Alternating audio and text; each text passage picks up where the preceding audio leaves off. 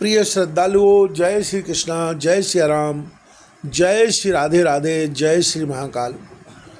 ऋषियों ने पूछा, महाभाग सूत जी, इस कथा प्रसंग को जानकर तो हमें बड़ा ही आश्चर्य हो रहा है, क्योंकि वेद शास्त्र पुराण और विज्ञ जनों ने सदा यही निर्णय किया है कि ब्रह्मा, विष्णु और शंकर यही तीनों सनातन देवता हैं।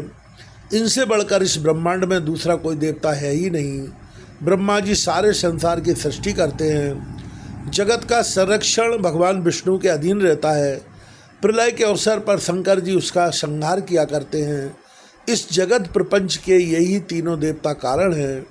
ये वास्तव में एक ही हैं, किंतु कार्यवश सत्य, रज और तम आदि गुणों को स्वीकार करके ब्रह्मा, विष्णु एवं शंकर नाम से विख्यात होते हैं। इन तीनों में परम पुरुष भगवान विष्णु सबसे श्रेष्ठ हैं।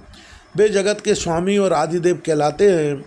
उनमें सब कुछ करने की योग्यता है। दूसरा कोई भी देवता उन अतुल तेजस्वी श्री विष्णु के समान शक्तिशाली नहीं है। फिर ऐसे सर्वसमर्थ परम प्रभु भगवान श्री विष्णु योग माया के अधीन होकर कैसे सो गए? महाभाग, हमें यह महान संदेह हो रहा है। इस मंगलमय प्रसंग को सुनाने की कृपा कीजिए। सुब्रत, आप पहले जिसकी चर्चा कर चुके हैं तथा जिसने परम प्रभु विष्णु पर भी अधिकार जमा लिया, वह कौन सी शक्ति है, कहाँ से उसकी सृष्टि हुई, उससे कैसे इतना पराक्रम हो गया और क्या इसका परिचय है, सब बताने की कृपा करें। जो सबके स्वामी हैं, जगत के गुरु हैं, सर्वोत्तम आत्मा हैं, परम आनंद स्वरूप है, सच्चिदानंदमय विग्रह है, सबकी सृष्टि करते हैं, सबका संरक्षण करते हैं, रजोगुण से रहित हैं, सर्वत्र विचर सकते एवं परम पवित्र परात्पर हैं। ऐसे सर्वगुण संपन्न भगवान श्री विष्णु विवश होकर कैसे नींद में अचेत हो गए? आप में अप्रतिम ज्ञान भरा है।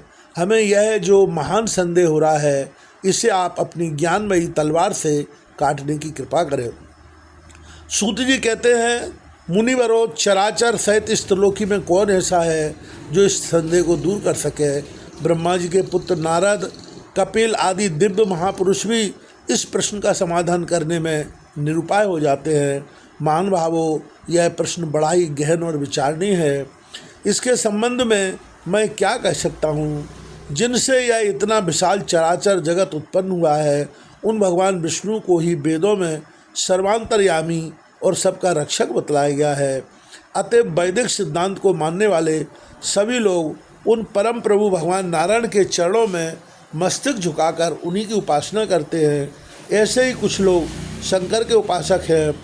महादेव शंकर, शशि शेखर, त्रिनेत्र, पंचवक्त्र, शूलपाणी, वृषभध्वज, त्र्यंबक, कपर्दी और गौरी देहार्धधारी आदि नामों से भगवान शिव वेदों में विख्यात हैं। वे सदा कैलाश पर्वत पर रहते हैं। उनमें सारी शक्तियाँ निहित हैं। भूतगण उन्हें चारों ओर से घेरे रहते हैं। उन्होंने दक्ष का यज्ञ विध्वंस कर दिया था। महानुभावों, इसी तरह अनेकों वेदज्ञ पुरुष प्रतिदिन प्रातः, सायं एवं मध्याह्न काल में भांति भांति के स्तोत्रों का पाठ करके उनके द्वारा सूर्य की उपासना करते हैं। वे मानते हैं कि संपूर्ण वेदों में सूर्य की उपासना को ही उत्तम माना गया है। उन्हीं महाभाग का नाम परमात्मा भी है। वैसे ही कुछ वेदज्ञ पुरुषों का कथन है कि वेदों में सब जगह अग्नि की उपासना की गई है।